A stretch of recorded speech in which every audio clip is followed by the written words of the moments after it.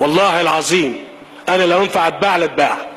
Well, this time Egypt's President Sisi didn't sell himself. Instead, he gave up 2 islands to Saudi Arabia.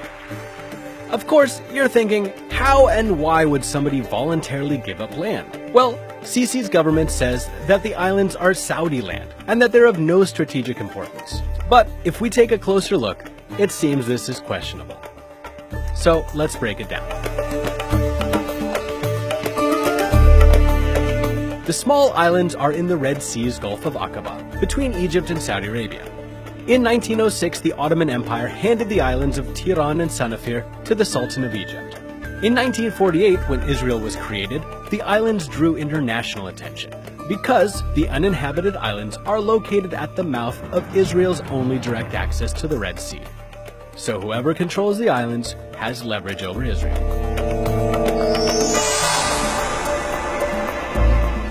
For the next few decades, the islands were at the center of regional wars.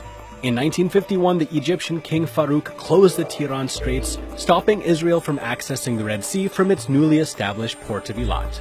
Then, in 1956, when British, French, and Israeli forces invaded Egypt, they took control of the strategic islands.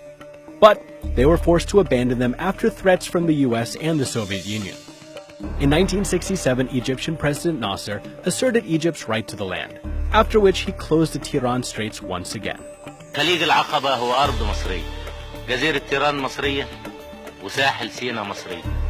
إذا قلنا إن المياه الإقليمية 3 أميال فهي مياه إقليمية مصرية. إذا قلنا إنها 6 أميال فهي مياه إقليمية مصرية. إذا قلنا إنها 12 ميل فهي مياه إقليمية مصرية. After the 1967 Six-Day War, Israel reinvaded the islands and held them until Egypt won them back in 1973. So you get the picture. These islands are so important that every time a war came up, the islands did too.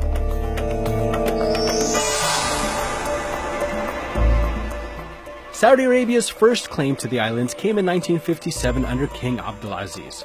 Countering Egypt's closure to the Straits of Israel, Saudi Arabia sent a letter to the US in 1968 guaranteeing free access to all if it gained control of the islands. However, despite wars and international pressure, Egypt maintained its sovereignty over the islands and was not willing to give it up. But then came Hosni Mubarak, who agreed to a 2010 Saudi UN proposal expanding its maritime borders over the Gulf and Red Sea. A letter signed by the Egyptian Foreign Ministry granted its consent to give up both Tiran and Sanafir. So what now? 7 years later, Sisi has finished what Mubarak started. After welcoming King Salman to Cairo in 2016, he shocked the Egyptian public and announced the island's transfer. His decision was protested by judges, the media, and the people.